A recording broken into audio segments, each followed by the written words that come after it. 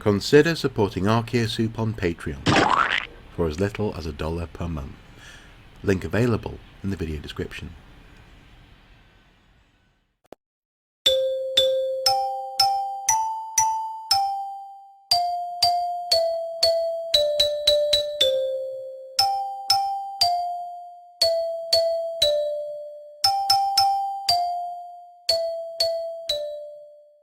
Welcome back to the A to Z of Archaeology.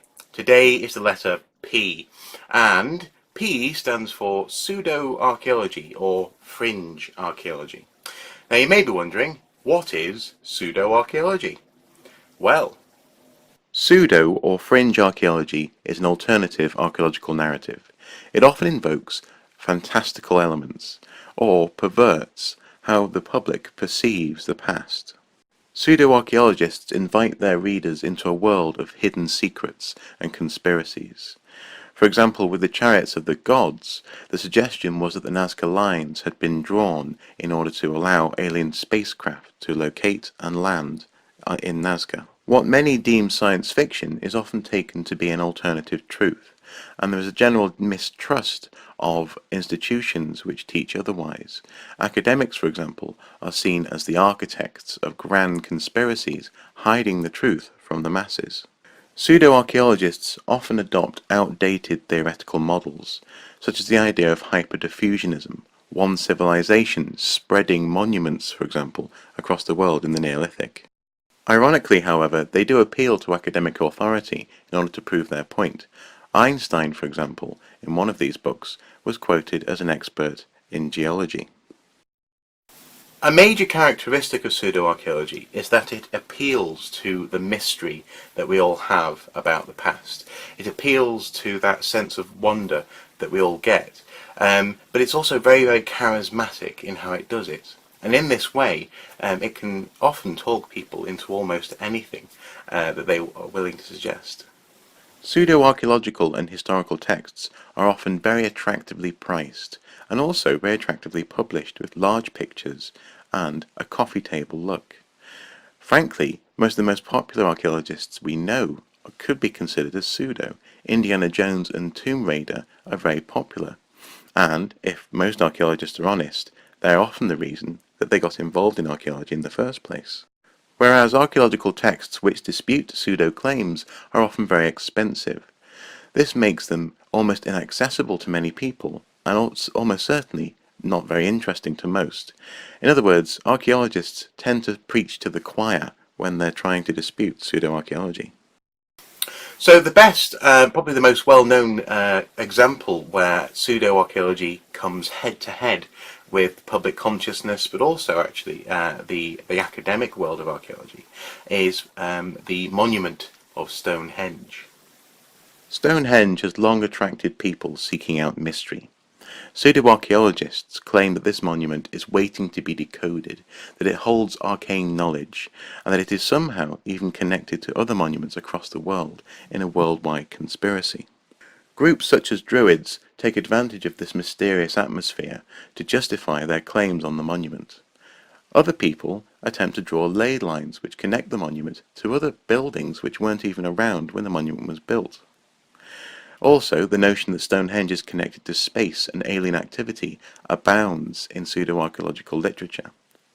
Stonehenge, therefore, is at the epicenter of pseudo-archaeological thought from around the world, building up a mist of mystery in its wake. The question is, should archaeologists intervene in some way? Should we step in and somehow create create a cordon around the monument and insist that people understand it properly according to proper scientific methods and all of this information that we've gathered?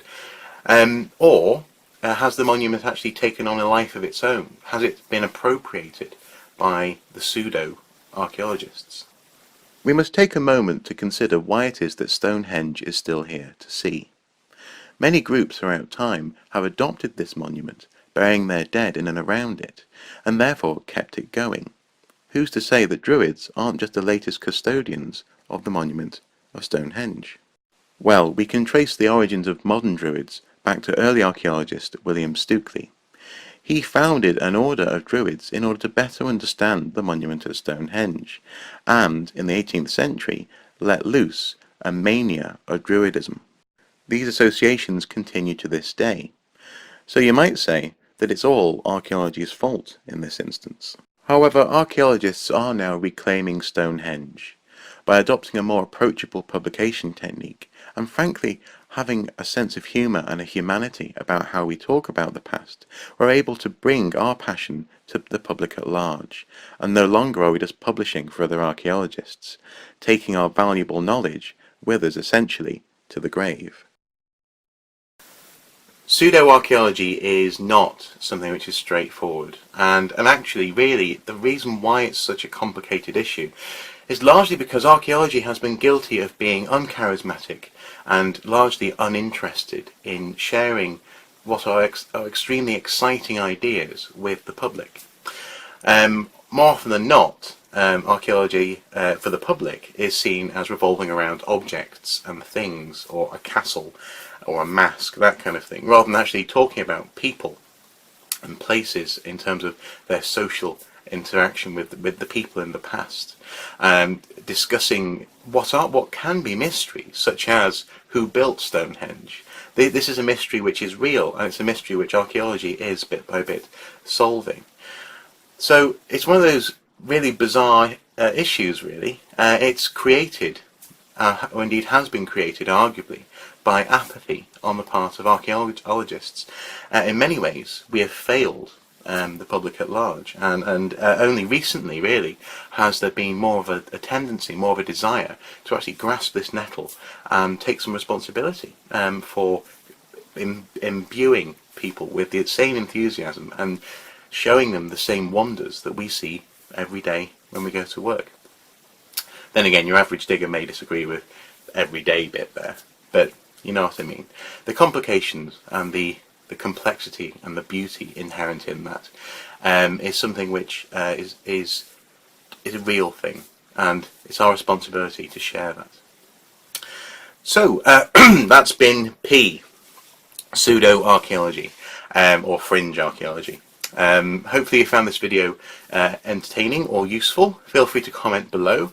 If you have any questions, send me a question and I shall get back to you via our new section, which is called Questions of Doom, and hopefully the answer will be useful. We do have a Facebook page. All you need to do is search for us on Facebook, Archaeosoup Productions, type it in, click like, and often things appear on that page that don't make it onto this channel. Also, as well, please do subscribe to us. Feel free to subscribe to Archaeosoup, and I will be happy. So, thank you very much for listening, and I'll see you next time.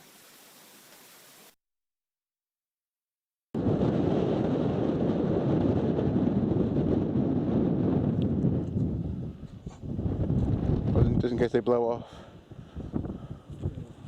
Just worried they'll come off the wall.